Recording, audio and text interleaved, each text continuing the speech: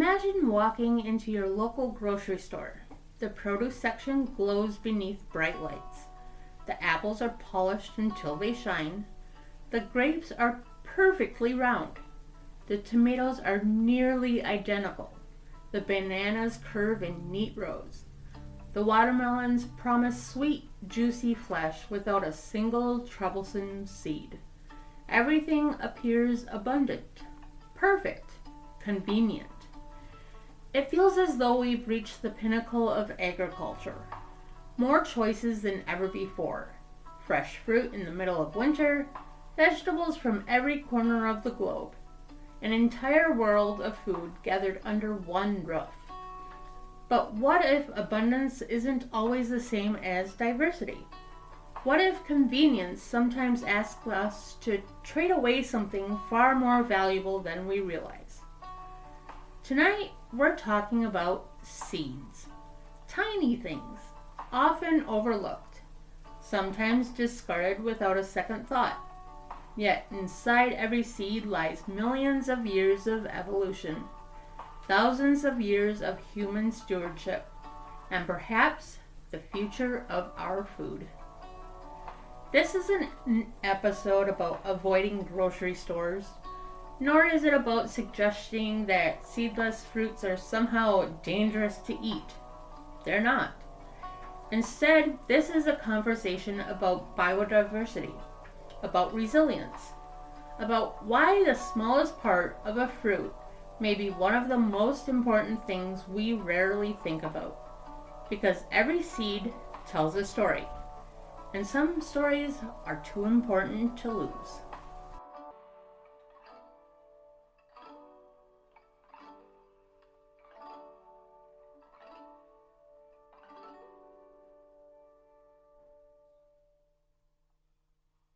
Welcome, witches, pagans, heathens, spiritualists, and anyone interested in living sustainably. This is Old Ways, New Days, where the old ways meet the good dirt. I'm Kayla. And I'm Nell. And each week we explore the sacred art of living close to the land. From compost to covens, chickens to charms, We're reclaiming self-sufficiency, seasonal living, and ancestral wisdom. whether you're stirring your cauldron or your soup pot, This is a space for wild-hearted folk walking the homesteading path with intention, magic, and muddy boots.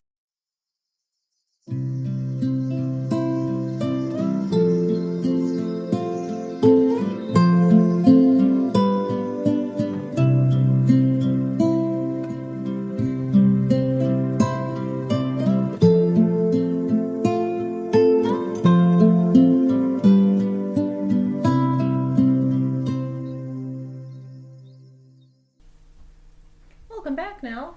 how's it going, Kayla? It's good. How are you? Tired. Okay. Is that why you missed my message last week? Yeah. Well, I had to do a solo episode.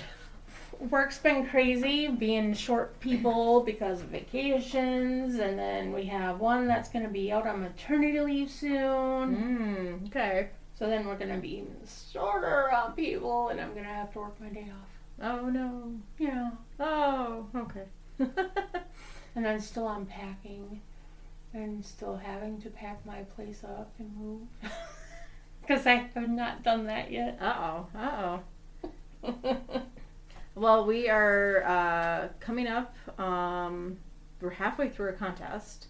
I don't think we've had any movement on the Facebook page, though. That's crazy. Come on, guys. What's going on? I know. Shape up. I don't want to have to, hunt and peck and, Right? I would like to be able to, have one solid person that can win the contest and, get the...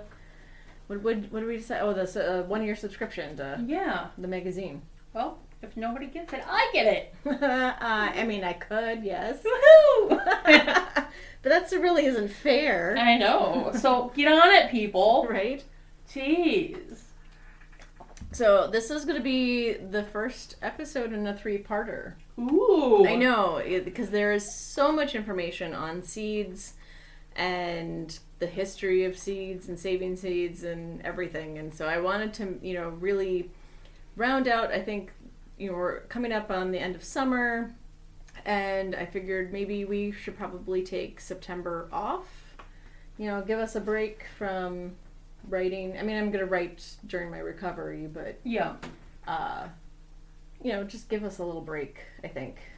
And then we can come back strong with our second season in October. Ooh, right around spooky season. I know. Yeah, that sounds like a plan. So we'll have to do the September holiday episode in August if we're going to take September off. Well, we could always sneak one in there. I suppose. Heaven forbid. Pre-record it and then just have it scheduled to go out. Or it's not like we won't see each other. True. But, and of course, the system logged us out of Buzzsprout. I was going to go through and welcome all of our new listeners. So hold on here while I log us in. So while you're doing that, I suppose I could tell you I got some new plants because, well, they're on sale right now. The plants are on sale. Well, because it's after planting season. True. What'd you get? I got another lilac bush. Okay. I got a cherry tree. Ooh. Those are always fun. And I also I picked up today what did I get? Uh-oh. She got so many plants, listeners, she can't even remember what she got. No, I got a raspberry bush. Another one? Because the one I had, well, it was just a steak, and it's doing okay, but it should be doing a lot better. Okay. Well, I mean, I do have some straggling raspberries because they do send out runners. Yep. And then, I mean, I am still getting raspberries on my bush, and it's the middle of July. Yep. So. And then I also picked up a rhubarb plant. Ooh, fun! So, yay! I can't wait for like 3 years because then I can actually take its first harvest. Oh, you're gonna wait the 3 years. Okay. You're gonna wait the 3 years. Well, it's recommended to wait your 3 years, but we'll see how well it does. Okay. All right. So, let's do the last 10 episodes. So we're gonna welcome our new listeners. So we are glad to have you here from Pearland, Texas, Jacksonville, Illinois, Chicago, Illinois, which I was just in on Sunday. What? No way. Hellertown, Pennsylvania, Ashburn, Virginia, Boardman, Oregon, Columbia, Missouri, Philadelphia, Pennsylvania, Irmo, South Carolina, Fairbury, Illinois, Edina, Minnesota, Southfield, Michigan, Cottage Grove, Minnesota, Minneapolis, Minnesota, Sydney, New South Wales, London, England, Paris Department. I don't know where that is. Who knows? It must be a suburb of Paris, I'm guessing. Brasilia Federal District, Warsaw, Mazovia, Linden, Michigan, Springfield, Illinois, Fort Wayne, Indiana, and Cleveland, Ohio. So those are all the downloads from the cities for the last 10 episodes. So I do want to say welcome. We are so happy you are here. And yay, we're around the world officially. Yes. I mean, we have been for a while, but it's always nice to see. Yeah, absolutely. And like we've said many times before, if there's anything you want us to cover, send us a message. Let us know. Our email address is listed in the show notes, so you can always send us an email. Just, title it "Help" or "Question" or something. So just make a header that catches our attention, because we do get a lot of junk from Buzzsprout, and now we're getting a lot of junk from Reddit and everybody else. So and all the other stuff that you never signed up for, but somehow just automatically comes in. Weird. But yeah, just be like, "Mayday, mayday, mayday! I need assistance!" Right. So welcome again. Really glad to have you here. Absolutely. Okay. So where are we? Yes, we are on our first episode. Segment 1 of Seed Story. Yeah, so Every seed tells a story. You take a bean seed in your hand, it's dry, hard, seemingly lifeless. It doesn't look remarkable, yet hidden inside that tiny shell is an entire plant waiting for the right conditions: leaves, roots, flowers, and a future harvest. And perhaps thousands more seeds. Every seed is both an ending and a beginning, the final chapter of one growing season, the opening sentence of the next. Nature has relied on this remarkable strategy for hundreds of millions of years. Seeds protect life. They allow plants to survive drought, flood, fire, winter. Some seeds have remained dormant for decades before sprouting. Others wait patiently until the heat of a wildfire cracks their protective coating. Some pass through the digestive system of birds or mammals before finding fertile ground. Seeds are among nature's greatest survival strategies, but they are more than tiny plant embryos. They're libraries. Within every seed is genetic information shaped by countless generations. Each season adds another chapter. A tomato that survives an unusually hot summer may pass along traits that help future generations tolerate heat. A bean that withstands disease contributes valuable genetics to its descendants. Over time, these adaptations become part of the living history of that plant. This process is one reason biodiversity matters. No two seeds are exactly alike. Every seed from the same plant carries subtle differences. Those differences become nature's insurance policy. If one plant struggles, another may thrive. And over generations, those small variations help entire species adapt to changing conditions. Our ancestors may not have understood genetics as we do today, but they understood observation. They noticed which squash stored well through winter, which corn survived drought, which beans matured before the first frost. Without laboratories, without DNA sequencing, they became extraordinary plant breeders. Generation after generation, they selected seeds from their healthiest plants. Not because someone told them to, because survival depended upon it. Every seed saved became a conversation between people and the land, a partnership lasting thousands of years.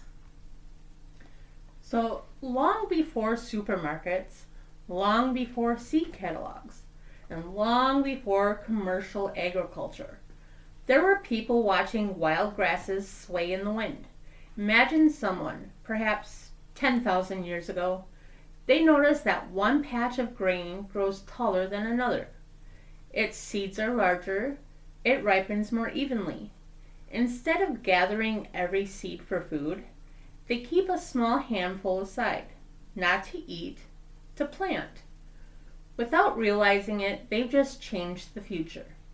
This simple act became one of humanity's greatest inventions. Agriculture wasn't created overnight. It evolved slowly, across continents, across cultures. People selected plants with desirable characteristics: larger fruits, sweeter berries, less bitterness, better storage, greater yields. But there was an important difference between ancient selection and much of today's commercial breeding. Traditional farmers usually saved seed from plants that performed well where they lived, not halfway around the world, not under ideal greenhouse conditions, or on their own land. On their own land, in their own climate. Their gardens gradually became uniquely adapted to local conditions.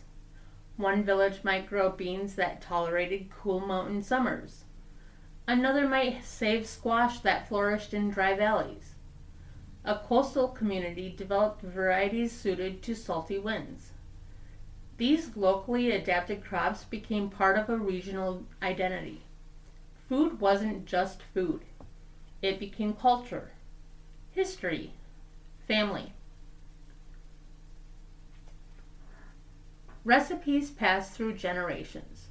Seeds became heirlooms. Some of the tomato varieties still grown today trace their origins back more than a century. Many beans carry family names because one household carefully preserved them through wars, droughts, migrations, and economic hardship. Think about that. Every heirloom seed represents countless decisions made by gardeners where you've never met. People who believe tomorrow mattered enough to save something for it. Perhaps that's one reason seed saving feels almost sacred.